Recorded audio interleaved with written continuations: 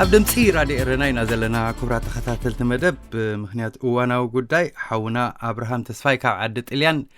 ምሳና ኣሎ ተጣባቂ ሰብኣዊ መሰላት ኣብርሃም ሓወይ ከመይ ትቕኒ ከመይ ትሓድር መጀመርያ እሞ የቐኒለይ ጆናታን ጽቡቕ ስኻ ከመይ ሓይርካ ከመይ ኣለኻ ኣኽቢድካ ያዳታ ቃልሲ ተጣባቂ ሰብኣዊ መሰላት ትልካን እሞ ተጣባቂ ሰብኣዊ መሰል ከቢድ ነገር ቀሊል ኣይኮነ ተደናጋፂ ኢና ክንብል ንኽእል እዚ ትገብሮ ዘለካ ቀሊል ስራሕ ኣይኮነን ለይትን መዓልትን ምእንቲ እቶም ስደተኛታት ኤርትራውያን ኣብ ኩሉ ኸርተት ዝብሉ ዘለዉ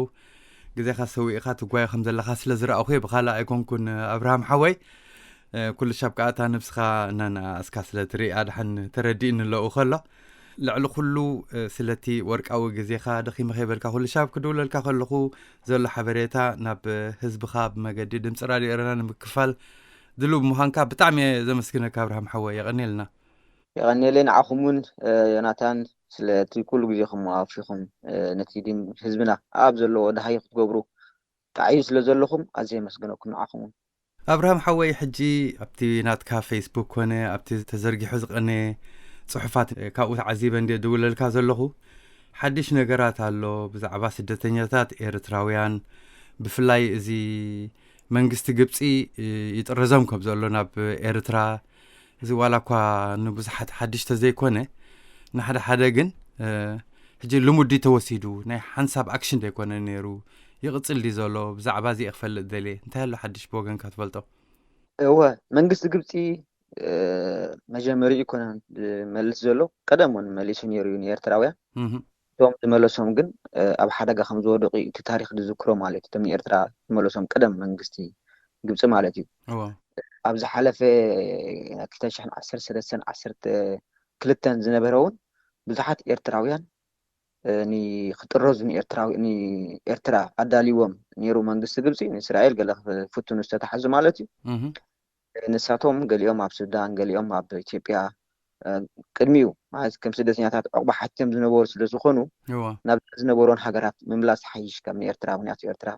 ሰብኣዊ መሰል ዘይትኽበር ሃገር ስለ ዝኾነት እዚኣቶም እውን በቲ መንግስቲ ዝብሎ ብዘይ ሕጊ ደብ ሰጊሮም ዝሃደሙ እዮም መኻኸም ገበነኛታት ስለ ዝቁፅሩ ከኣስሮምን ክስውሮምን ስለ ዝኽእል ስለዚ ንኤርትራ ካብ ምምላስ ናብ ካልእ ናብተን ዝሓሻ ዕቑባ ክባ ዝኽእል ሃገራት ወላ ኢትዮጵያ ይኹን ሱዳን ይኹን ንመለስ ዝብል ነይሩ ርእቶታት ማለት እዩ ብዙሓት ናብ ኢትዮጵያ ተመሊሶም ማለት እዩ ገለ ካብኣቶም ኣብቲ ግዜ ንምምላስ ንኣብነት ዝተቃወምዎ ወይ ዘይፈረሙ ክልተ ካብ 2012 ክሳብ ሕጂ ኣብ ግብፂ ዝተኣስሩ ስደተኛታት ኣለዉ ማለት እዩ እዞም ክልተ ኤርትራውያን ስደተኛታት ዳርጋ ሲምቦል እዮም ኮይኖም ማለት እዩ በቲ ኣብ ልዕሊ ወዲ ሰብ ኣብ ግብፂ ዝግበር ግፍዒ ዳርጋ ሲምቦል እዮም ኮይኖም ዳርጋ ኩሉ ዓለም ፈሊጥዎም ማለት እዩ እዚኣቶም ልክዕ ስደተኛታት ስለ ዝኾኑ ናብ ዝሓሸ ውሕስ ዘለዎ ሃገር ክኸዱ እዮም ዝቃለሱ ዘለዉ እንተኾነ ድሕሪ ናይ ነዊሕ ዓመታት ትፅቢት መንግስቲ ግብፂ ኣብ ዝሓለፈ ዓመት ወሲኑ ነይሩ ንኤርትራ ክጥረዞም ወሲኑ ማለት እዩ ኣምነስቲ ኢንተርናሽናል ዝተፈላለዩ ኣክቲቪስት ኤርትራውያንን ግብፃውያንን ብምዃን ዓከቢሎም ዝኾነት ኣይተሰጓጉን ስጋብ ሕጂ ጠጠው ኢላታ መስርሕ ኣላ ማለት እዩ ካልእ ግን ብሱዳን ኣቢሎም ናብ ግብፂ ዝኣትዉ ኤርትራውያን ኣለዉ ኣብ ዝተፈላለየ ግዜ ማለት ዝፀገሞም ሕጂ ኣብ ክኣትዉ ከለዉ ይሕዝዎም ምስ ሓዝዎም እንድሕር ዓማቕ ዕድል ገይሮም ማለት እዩ ኣብቲ ዝሓሸ ከተማ ከይበፅሑ በዓል ካይሮ ኣብቲ ገለ ተሒዞሞም እሱይቲ ዝኸፈ ማለት ሕጂ ኣብኡ ዝሓዝዎም ሰባት ነይሮም ንኣብነት 10 ስድራ ቤት ማለት እዩ ከለዉ ዝሓዝዎም ኣብኡ ነይሮም ንነዊሕ ዓመታት ኣሲሮም ፀኒሖም ነዚኣቶም መሰል ዕቑቦም ከየኽበሩ ማለት እዩ ወይ ድማ ዕቑባ ከይሓተቱ ንኤርትራ ንክጥረዙ ወሲኖምሎም ማለት እዩ እዚኣቶም መሻክም ብዙሕ ዝቃለሰሎም ሰብ ማለት ኣይተረኽበን ኾም ብፍላይ ብደገ ብውሽጢ ቤተሰቦም ይኹኑ ንጥፋት ግብፃውያን ኣብኡ እኳ ብዙሕ ተኸራኺሮምሎም እዮም ግን ክዕወቱ ይከኣሉን ማለት እዩ ጠሪፎም ንኤርትራ ሰጊጎሞም ኣሎ ማለት እዩ ሕጂ ኣብርሃም ሓወይ ኣብዚኣ ክትፀርየለይ ምእንቲ ኤርትራ ዶ ስደተኛታት ወይ ዝተጠረዙ ስደተኛታት ትቕበል እያ ማለት ኣብ ኤርትራ ሓደ ፊክስድ ወይ ድማ ንጹር ዝኾነ ውዕል የለን ኣብ መንግስቲ ኤርትራ ማለት እዩ ነቲ ንግዚኡ ዝጥቕሞ ውዕላት ንግዚኡ ዝጥቕሞ ፖለቲካዊ ረብሓ ኩሉ ግዜ እንዳተቀያየረ እዩ ዝቕፅል ማለት እዩ እምበር ስደተኛታት ናቱ መንፈስ ወይ ድማ ናቱ ፖሊሲ ኤርትራዊ ስደተኛ ክምለስ ኣይደልን እዚ ንፈልጦ እዩ ምክንያቱ ክምለስ ደልተ ዝኸውን እቶም ኣሽሓት ገምገም ሱዳን ዘለዎ ኤርትራውያን ካብ ቀደም ኣትሒዙ ክምለሱ ኣይፍቀደሉ እቶም ዝተመልሱ ኤርትራውያን እውን ተሪኢኻ ኣብቲ ግዜ ናጽነት ኣብቲ ግዜ ሰላም እውን ኣጠፊሽ ንኤውሮጳ ንኻልእን ከም ዝምለሱ ገይርዎም እቲ ፖሊስናት ማለት እዩ ስለዚ ሰብ ካብ ደገ ክምለስ ድልየቱ ኣይኮነን ስምምዑ እውን ኣይኮነን ግን ሓደ ግዜ ንፖለቲካዊ ረብሓ ወይ ድማ ገለ ፀቕጥታት ክበፅሑ ከሎ ንሓፂር ስምምዕ ኣሎ ማለት እዩ ስለዚ ብከምዚ ዓይነት ስምምዕ እዩ ከዓ ንኤርትራ ምስ ግብፂ ተሳሚዑ መሊስዎ ማለት እዩ ትሕቶ ግብፂ እዩ ነቲ ዓለም ለኻዊ ሕጊ ዘይኽብሮ ዘሎ ኣብዚ ግዜ እዚ ኤርትራዊ ዕቑባ ክወሃቦ ከም ዘለዎ ዓለም ዝመስከረሉ እዩ ምክንያቱ ኣብ ኤርትራ ሓሲብካ ተባሂልካ ኢኻ ትእሰር ሓሲቡ ተባሂሉ ሰብ ዝእሰረላ ሃገር ሰብኣዊ መሰል ዘይተኽብር ሃገር ስለዝኾነ ኤርትራውያን ኣብተን ዕቑባ ዝህባ ሃገራት ዕቑባ ክወሃብለዎም ዝብል ስምምዕ ኣሎ ማለት እዩ ግብፂ ሓንቲ ካብተን ዕቑባ ክህባ ዘለዎን ሃገራት እያ ስለዚ ነዚ ጥሒሳ እያ ንኤርትራ ትመልሶ ዘላ እምበር እቲ ናይ ኤርትራ መንግስቲ እኮ ማለት ዝኾነ ዓለም ለኻዊ ኣካይዳ የብሉ ማለት እዩ ዝተፈላለየ ግዜ ዝተፈላለየ ሕሰት ስለ ዘጋጥም ማለት እዩ ስለዚ ግብፂ ነዚ ጥሒሳ መሊሳ ተማላ ማለት እዩ ድሕሪኡ ንኤርትራ ምስ ተመልሱ ዝኾነ ውሕስነት ዘይብሎም ስደተኛታት ትምልስ ኣላ ካልእ 8 ሰባት እውን ኣዳልያቶም ኣላ ናብቲ መስጎቢ ቦታ ክትመልሶም እውን ኣዳልያቶም ኣላ ኣብዚ ዘንቂነ ማለት እዩ ከም ዝብለካ ኩሉ ግዜ ክብሮምን ተስፋይን ከዓ ሂወቶም ኩሉ ግዜ ኣብ ጠልጠል ዝርከቡ ከዓ ኣለዎ ማለት ስለዚ ግብፂ ኣብዚ ሕጂ ተወስዶ ዘላ ስጉምታት ከምዚ ይመስል ማለት እዩ ኣሰንባዲ እዩ ጎዳኢ እዩ ዘይሕጋዊ እዩ ዘይሰብኣዊ እዩ ግን እቲ መንግስቲ ግብፂ ከዓ ዝፈልጦ እንጂ እንታይ ዓይነት መንግስቲ ከም ዝኾነ ኣብዚ ግዜ ኣብርሃም ሓዊ ሕጂ ካብ ግብፂ ዝሃብካና ኢንፎርሜሽን ኣብ ግብፂ ንኤርትራውያን ስደተኛታት ውሕስ ከምዘይ ምዃኑ ኢና ንገልጽ ዘለና ሓቃይ ውሕስ ኣይኮነን ምክንያቱ እቲ ግብፂ ዝኣተወ ሕጂ ብዙሕ ስደተኛ እንዲ ዘሎ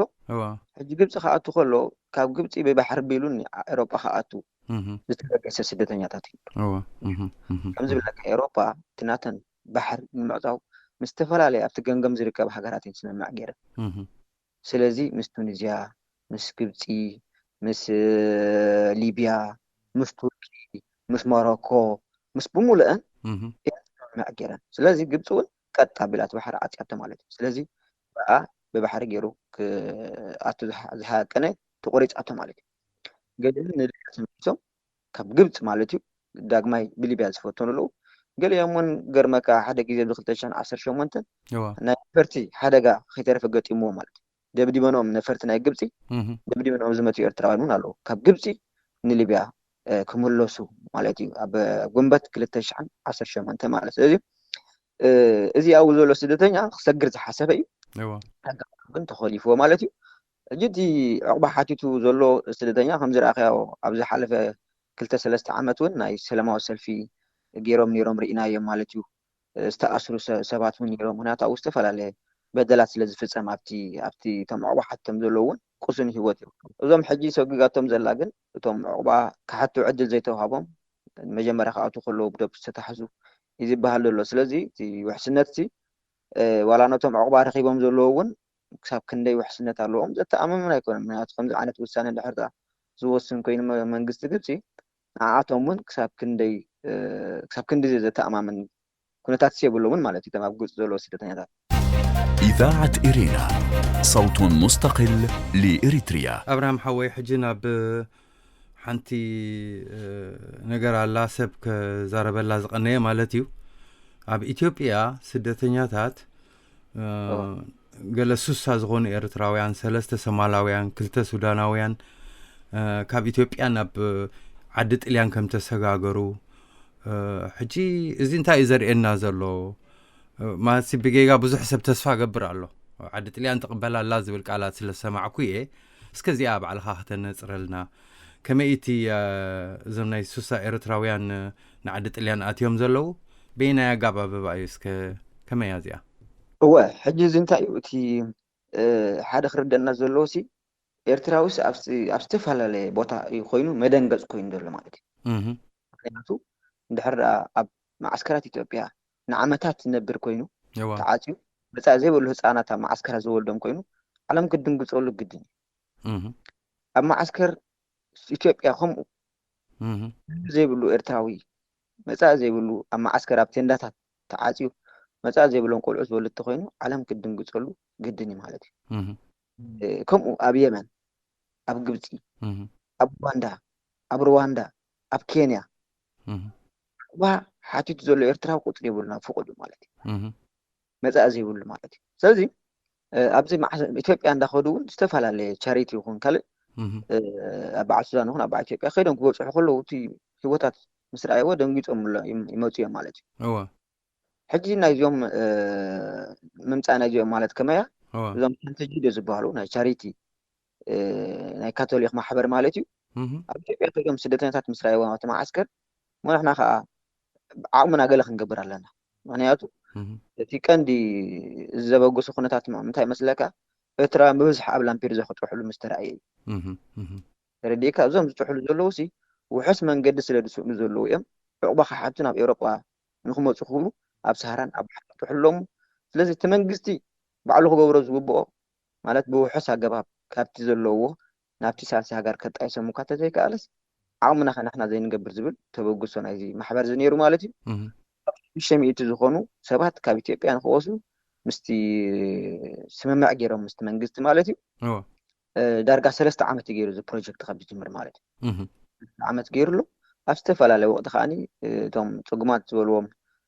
ሓገዝ ዘድልዮም ዝበልዎም ኤርትራውያን ከዓኒ ኣምጭዮም ማለት እዩ ሕጂስ ዳርጋ 400 ገለስ ኣምጭዮም ምኾኑ እዮም እቲ ናተይ ገምጋም ክሳብ ሕጂ ማለት እዩ እዞም ናይ ለንቂነ ዝመፁ ስሳ ከዓኒ ተመዝጊቦም ዝነበሩ ኦልሬዲ ኢንተርቪው ገይሮም ዝነበሩ ከም ነዊሕ ክፅበዩ ዝፀንሑ ውሕዳት እዮም ማለት እዩ ኤርትራውያን ሶማላውያን የመናውያን ገለ ስሳ ዝኾነ ከዓኒ ኣምጭሞም ኣለዎ ማለት ሕጂ እዚኦም ግን ኣዝዮም ውሕድ እዩ ምክንያቱስ ምስቲ ኣብ ኢትዮጵያ ዘለዎም ብኣማእታ ሽሓት ዝቁፀር ሰብሲ ስሳ ሰብ ኣምጪኻ ማለት ዳርጋ የለን ክንብሎ ንኽእል ግን ኣጋጣሚ ሻለካ ማለት ከም ቁሩብ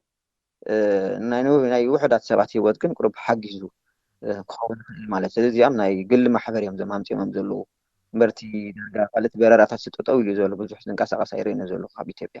ወዚኦም ሕጂ እተን ወሲኖምን ዝነበሩ ቁፅሪ ዘን ዝጠቐስካየን ጥራሕን እምበር ቀፃሊ ይኹንን ሕጂ ሃካይ ኮሚኒቲ ተረዲእኒ ቀፃሊ ይኮነን ቀፃለዋት ዓቕሙ ናይ ኣይፍቅድኒ ስለዚ 60 ሰብ ጥራሕ ዘምፅቶ ኮይኖምሲ ውሕድ እዩ ድሪቱ ተዓቕሞም ማለት ስለዚ እዚአን 600 ከም ዝነበራ ፍልጥ ሓበሬታ ከም ሰበይ ማለት እዩ ቀፃሊ ግን ኣይመስለንን ምክንያቱ ስታይ ሞ ቀፃሊ እውን ክትብሎ ትኽእል 60 ሰብ 100 ዓመት እንዳምፅኻ እኳ ከም ሲምቦል እዩ ከም ምልክት እዩ ዳንበል ዳርጋ መፂኦም ክትብልሲ ኣዝዩ ኣፀጋሚ ውሕድ እዩ ቁፅሪ ማለት ምስትውኡ ዘለኹ ሓስቦም ተረዲእኒ ኣብርሃም ሓወይ ቅድሚ ናብ ናይ መቸም ኩሉ ሻብ ብዛዕባ ስደተኛታት ኤርትራውያን ክንዛረብ ከለና ቁፅሪ ሓደ ብላዕሊ ትርከብ ሊብያ እንድያ ቅድሚያ ግን ናብ ናይ የመን ክኸይድ ኣብዚ ሓንቲ ሓፍትና ትማለ ሰንበት ረኺብያ ነይረ ኣብ የመን ገዲፈዮም ዝመጻኹ ብዙሓት ኣሕዋተይ ናሓተይና ኣለዉ ዝረድኦም ዝሰኣኑ ቆልሒ ዝብሎም ዝሰኣኑ በጃኹም ይበልሎም ያትብል ዘላ እሞ እስከ ብወገንካ ብዛዕባ ኣብ የመን ዘለዉ ስደተኛታት ኤርትራውያን ትፈልጦ እንታይ ኣሎ እንታይ ክንገብረሎም ንኽእል ናብ መን ኢና ክነእው ንኽእል እዚኣ ሃባኻ ሰምዓ እዋን ሕጂ ኣዝዩ ዓሚቕ እኳ ፍልጦ የብለይን ብዛዕባ ኣብ የመን ዘለዉ ግን ሰባት ከም ዘለዉ ግን ይፈልጥ ንዓይ እውን ነጉርኒ እዮም እዚኣቶም ኤርትራውያን እዮም ኣብ ዝተፈላለየ ግዜ ናብ የመን ዝኣትዉ እዮም ካብ ኤርትራ ናብ የመን ዝኣትዉ ግን የመን ካብ ምስቲ ምንኣሳ ምስቲ ገለ መልእያ እቲ ሰብ ናፃ ትሰዶን እያ ማለት እዩ ኖ ሕጂ እቶም ዝኣተዉ ስደተኛታት ይዓፁ ይሕዝዎም እዮም ማለት ከምዚ ናፃ ሳይሰድዎም እዮም ይኣስሮም ኣብዚ ከምዚ መዕቆቢ ቦታታት ገሊኦም ዝሕዝዎም ማለት እዩ ልጥ ኣብ ዝተፈላለየ ግዜ የመን ዝኣተዉ ኤርትራውያን ኣለዉ ተዓፅዮም ነዊሕ ግዜ ኣብኡ ዝተዳጎኑ ኣለዉ ማለት እዩ ብፍላይ ሕጂ እዚ ኩናት ምስ ጀመረ ናይ የመን ከም ዝረኣኻዮ ማለት እዩ ሕድሕድ ነዊሕ ዓመታት እዩ ዝካየድ ዘሎ ማለት ስለዚ እቲ ድምፆም ክስማዑን ኣሸጋሪ ምክንያቱ ዓለም ብሓፈሻ ምስቲ ኣብ የመን ዘጋጥም ዘሎ ኩናት ስለ ትደናገጥ ዘላ ንዓቶም ንፁር ወይ ድማ ንዓቶም ብውልቂ ዝከታተሎም ኣካል ዳርጋ የለን ማለት እዩ ሳልጋ እዚኦም ዳርጋ ግዳዮም ዝስርስዑ ስደተኛታት እዮም ማለት እዩ ስለዚ ከም ዘለዉ ፍልጥ የመን ነይሩ ሓወይ ዳሃይ ሲኢነሉ የመን ነይሩ ሓተይ ዳሃይ ሲኢነላ ዝበሉን እውን ኣለዉ ብዙሓት ኣብኡ ምሳና ነይሮም ተኣሲሮም ዝገደፍናዮም ስደተኛታት ኣለዉ ስካብ ሕጂ ኢሎም ዝምስክሩ ሰባት እውን ኣለዉ ኣብ ደገ ማለት እዩ ኣነ እውን በዚ ሓበርኒ ማለት ስለዚ ንመን ኢና ክንሕብረሎም እቲ ዝበልካዮ ሕቶ ማለት እዩ قداماي كم نحن قداماي مالتي كم إيرتراوين نتعيا جزا خن وصل زلنا لست أبي يمن زلوا إيرتراوي تقرب زنكسرس تقرب نتاي تعد فلوت زلوا تقرب قام قازملق تقرب مسكالود محفرات كرخب زخل سب تقرب تتابعوا كنزيهم زخونو إيرتراويان نخند زع عمت استأثروا كن زع عند تقام زلوا ميلو قرب كتحاجة كامو دحر ساقا بنصر نابتن محفرات نابتن زلوا أورجانيزيشن ناب يونيسي أروخون يونايتد نيشن خون أميس إنترناشونال مالت هاجرات بتنازلوا خنا مالتي هذا حتى لهم صوت إكستايل ليك مالت سلازي تصوت إجن كم زبلك تن إنترناشونال أورجانيزيشن أبدي جزء ناي دكيا من عتيتو وانا لما بتميز مصر يمنا قلت له ما سلازي زعوات مسدتني أتاك بزح فليز بلا أتكره خبرات سلازي كلا إرتاويان هنا نحنا نزياتهم أقول إحنا خنا يومن كانوا من زلنا سلازي تأوزوا الإرتراو زيادة تدحن دخانه وزلو نعو زيادة مو كاس حيش بالكما بقسم عليه إذاعة إرينا صوت مستقل لإريتريا أبدمت راديو إيرينا ينزلنا كبرات تختاتلت مدب مسانا حونا تتابعوا سبعو مسالات أبراهام تسفاي كاب عدت إلياني وزلو أبراهام حوي زي قداي ناي ليبيا أكندنا تمحيشة إنا بقاسة إنا قددة كل شاب حماقنا سمعنا إنا نخيد زلنا سك بوغنكا إذن ماسي حنتي نقر الله ترجعنا زي تخيل أبراهام حوي أنا نسخان سغن محجونا عليلنا بزيخ دايما تنقطع محلا اللي فكاخا بحريتا عاصيونا وقتكم ما يتمسوا يتنقلونا تبحله نهلك حجي خلتور حخي أخلقا كالوت مركبات سدتنياتات حيزاني نقلا مونا بقلي يطرزون انتي اللو حدش سلمتا اين كز نقلا زلوا اي سمع عندي تسب هو حدي كنا ليبيا في حبيلنا نريوزي انتي منقد ليبيا سي عمتات يرتراو عزول ثانيه فرقنا تجويه فرقنا تقتله فرقنا تحالسي نعسر عمت سي كمان قد تقملوا ثانيه مالتي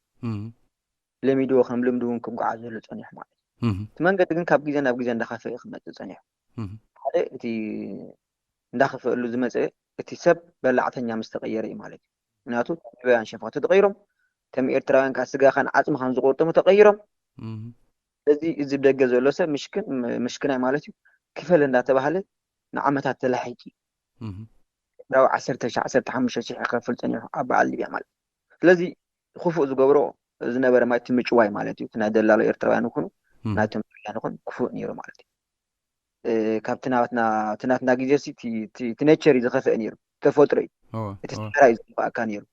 تبحري زخفة كانيرو تفوترو مال دحرق سباتون أراوي تفتيرهم مالتي تون توسخوا كبيد نيرنا اللي بيعمل زيادة حاجة قاعد زغبة دقاني هاجرات أوروبا تن زخلو حاوت لبلي بكا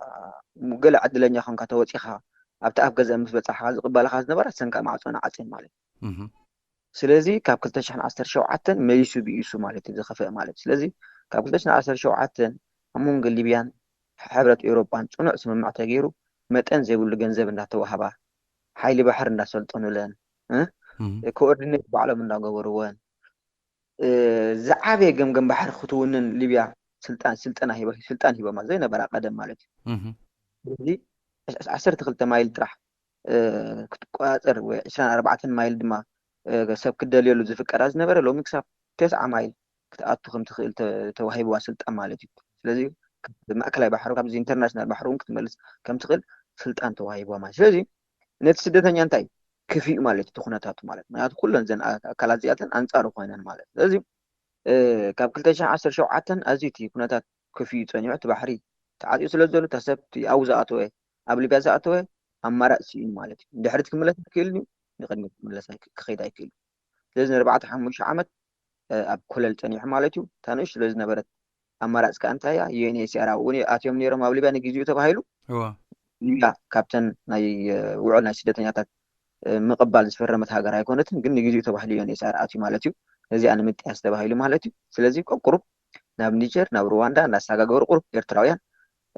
አሳጋጊሮም ማለትዩ አብርሃም ሐወይ ሕጂ እቶም ኤርትራውያን ወሎና ኣብነ ዝኾነ ስደተኛ ናብ ኤውሮጳ ንኽመጽእ ብባሕሪ ምዝፍትን እሞ ምስ ዝሕዝዎ ናበይ ይሰድዎ ሽዑ ሕጂ ናብ አንዴ ክመጸካ ደልየ ሕጂ ምስ ሓዝዎ እንታይ እዮም ዝገብሩ መስለካ ናብ ማዓስከራት አሉ ናው ይእትዉ እስሪ ቤት እዩ اها እስሪ ቤታት እዩ ቀደም ዳርጋ ማዕፀዊ ስደተኛታቶም ቶም ማሳጋገርቲ ዝጥቀምሉ ዝነበሩ اها መብዛሕትኡ ማለት እዩ اها ነቲ ዕዮ ገዛ ዝወሰዱ ግርመካ ቀደም ኣብቲ ሁማን ትራፊክ ዝሰርሑ ዝነበሩ اها ኖ ስርሖም እዩ በቃ ፊልድ ናቶም ክስታይ اها ሕጂ ከዓ ቀደም ከም ማሳጋገርቲ ነይሮም ስክ ሕጂ ከዓ ከም ናይ መንግስቲ ክስታይ ኮይኖም መፅኦም ማለት اها እዩ ዴካ هو ሕጂ ኣብኡ ይዓፅዎ ማለት እዩ ኣብኡ ምስ ዓፀውዎም ቦታታት ሰብ ክነብረሉ ዝኽእል ኣይኮነን اها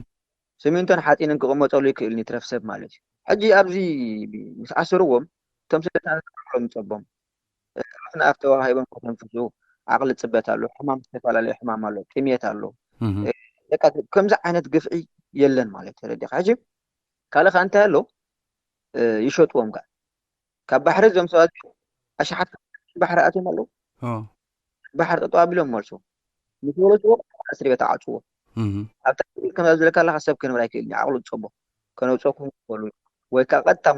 ምስቶም ደላሎ ሰማምዑ اها ቶም ደላሎ ክንዝኣክል ብጥሙር ገንዘብ ክንወኩም ኢና ዳግማ ይሃቡና اها اها ሕጂ እዚኣቶም እቲ ዘሕዝነኒ ነገር ማለት እዩ اها ኣለዉ ስርዓታት በዓል እዚ ጣሪጋ ሲካ ዝበሃል ኣሎ ኣቦ ሰሊም ዝበሃል ኣሎ በዓል ዝበሃል ኣሎ اها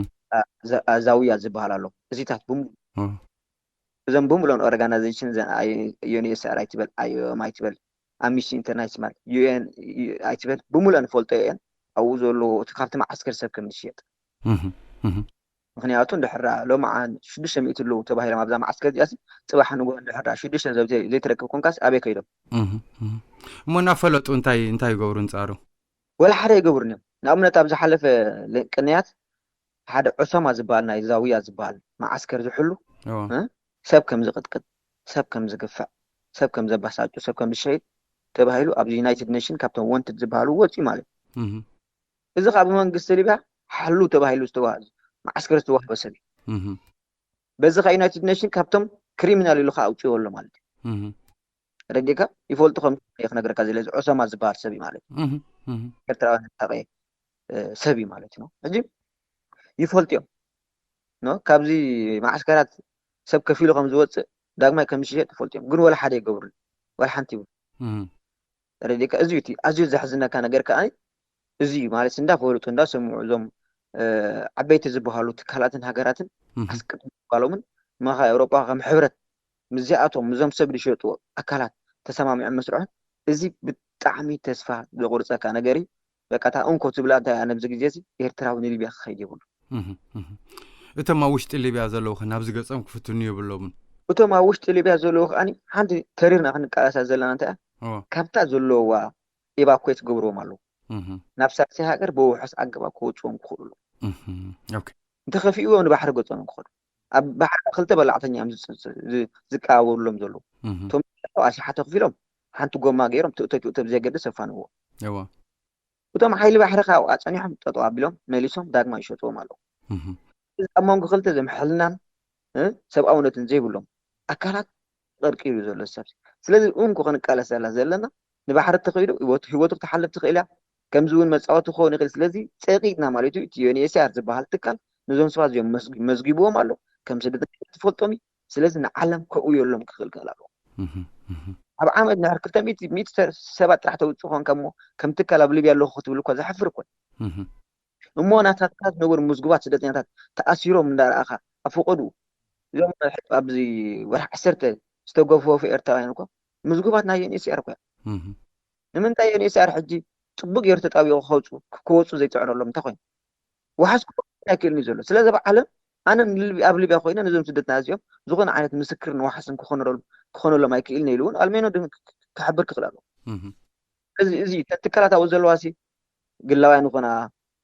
ናይ መንግስቲ ይኹና ናይ ዩናይትድ ኔሽን ይኹና ኣይኤም ዩኤንኤችሲአር ኣምነስቲ ኢንተርናሽናል ኩሎም እዞም ኦርጋናይዜሽን እዚኦም ሓቢሮም ክምስክሩ ክኽእሉ እዚ ስደተኛ እንታይ የጋጥሞ ኣለዉ እዩ اها اها ምክንያቱ ዋሕድ ክኽእሉ ኣይክእሉን እዮም ኣብ ትሕቲ ዩኤንኤችሲአር መዝገብ ኣይመዝገብ ሕዚ ረእዮ እንደ ብቐዳይ ወዲ 14 ዓመት ኤርትራዊ ብመኪና ተረጊፁ መይቱ ኣብቲ ኣብ ቤት ፅሕፈት ኣብቲ ቅድሚ ቤት ፅሕፈት ናይ ዩኤንኤችሲአር ማለት እዩ اها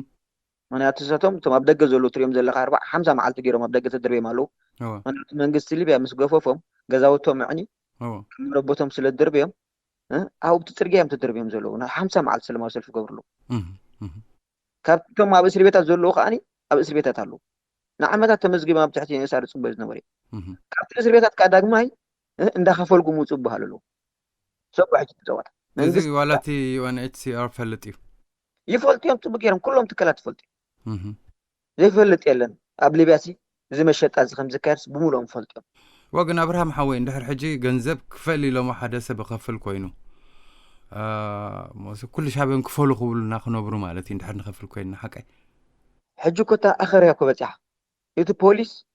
ኣብ ከተማ ገፊፉ ናብ እስር ቤት ወይቱ ገንዘብ ክፈል ድብለካ ተለኮ ናይ መወዳእታ ኢና ኮ በፂሕና ሕጂ ገንዘብ እኮ እዮም ለሚዶም ሕጂ ስለዚ እቲ ኤርትራዊ ሕጂ ደላላ ይኹን መንግስቲ ይኹን ኩሉ ዓማፂ እዩ ኮይኑ ብሩእ እዩ ማለት እዩ ብቁሉዕ ማለት እዩ ኦልሬዲ እዚኦም ገንዘብ ለሚዶም ሕጂ ኤርትራዊ ንሊብያ ምኻድ ማለት ኣብዚ ግዜ እዚ ሕጂ ኦልሬዲ ናብ ጋህነ እሳት ምኻድ እዩ ምክንያቱ ሓደ እቲ ሰብ ንምንታይ ከፊሉ ኢልካ ትቁጣዕ እንዲኻ በቲ ሓደ ሪርን ንኻብለካ እንታይ ትብሉ ስለዚ ኦልሬዲ ነቶም ፖሊስ ገንዘብ ለሚዶም ስለ ዝኾኑ ሕጂ ህይወት ትበሃል እዮም ተረዲእኒ ብርሃም ብጣዕሚ ዘብልጣዓክ መንግስቲ ተባሂሉ ምስ ሕብረት ኤውሮጳ ዝኣክል ተሰማሚዑ ከምዚ ዓይነት ሽፍትነት ትገብር ከሎ ብጣዕሚ ኢኻ ተሓርቕ ማለት ስለዚ እንታይ እዩ ዘረዳእካ ሊብያ ካብ ሕጂ ንኤርትራዊ ኦሮማይ ኦልሬዲ ብፍላይ ነቲ ኤርትራዊ ይኸፍል እዩ ተባሂሉ ኩላ ፈሊጣ ኮ ሽፍታ ኣፈሊጣ ፖሊስ ኣፈሊጣ ዋላ መንግስቲ ኣፈሊጣ ኩሉ ተደላየ ኮይኑ በቃ እቲ ኤርትራዊ ተደላይ ማዕድን ኮይኑ ተረዲኻ ስለዚ ሕጂ ካብዚ ዝዕለት ሓደ ወርሒ 10 ዝረኣናዮ ግፋ ገንዘብ ምዃኑ በሪሂልና ምክንያቱ ኣብቲ እስር ቤታት ኣሲሮም ገንዘብ ክፈሉ እዮም ዝብልዎም ዘሎ ዝሕዝነና ከዓ ዝብለካ ማለት እዩ ብምሉን ዘን ኦርጋናይዜሽን ከዓኒ ይፈልጦ እየን እዞም ሰባት እዚኦም ከዓ ምዝጉባት እዮም ኣብ ትሕቲኦም ዘለዉ ምዝጉባት ስደተኛታት ስለዚ ክጠበቃሎም ሓቢረን ኡይ ክብላሎም እዩ ዝግበአ ብሓቂ እቲ ናትና ፕሪንሲፕል ናተን ፕሪንሲፕል ንሕና ክሕልዋ ኮይነን ማለት እዩ ስለዚ እዚ ካብ ዘይኮነ ግን ተስፋ ቆሪጥና ሕጂ ኣብ ዝኾነ ዓይነት ትካል እምነት ኣውዲልና ኤርትራ በጅኻ ንሊብያ ኣይትኸይድ ኢና ክንብል ሓቢርና ኤርትራውያን እውን ኣብ ዓድና ናይ ብሓቂ ከም ሃገር ማለት እዩ ንሕና ኤርትራውያን ክንነብረላን ክንክብረላን ንኽእል ሃገር ክትህልወና ብሓዊ መንግስቲ ክነምፅእ ብሓዊ ፃዕር ኣብዚ ጥራሕ መደምደም እንዳበፅያና ሕጂ ካልእ ኩሉ ፍታሕቲ ኢና ኣሎ ልክ ኣለኻ ኣብርሃም ሓወይ ብሽመን ብሽም ኩሎም ተኸታተልቲ ድምፂ ራድዮ ኤረናን ኣዳለውታን ስለቲ ወርቃዊ ግዜኻ ስለቲ ክቡር ግዜኻ ከመስግነካ ፈቱ ኣብርሃም ሓወይ ኩሉ ግዜ ከይዳለና ኣብ ዝደወልናልካ ስኽፍ ከይበለካ ኣብዚ ዘሎ ሓድሽ ኢንፎርሜሽን ትበና ብጣዕሚ ኢና ንሕጎስ ቴንኪዩ ኣብርሃም ሓወይ ይቐኒለይ ጆናታን ንኩላትኩም ኣዳለውቲ ሬድዮ ኤረና ፅቡቕ ናይ ስራሕ ግዜ የምንየልኩም ንኤርትራዊ ከዓ ናይ ብሓቂ ኣብ ዘለዎ ሰላም ይምንየሉ ነቶም ኣብ ሊብያ ዘለዎ ፀበባ ዘለዎ ኤርትራውያን ኣሕዋትና እውን ሰላም ክኾነሎም ይምነ ማለት እዩ በዛ ኣጋጣሚ ከዓኒ ንኤርትራውያን ህይወት ሓንሳብ እያ ኩላትና መወቲ ኢና እሞ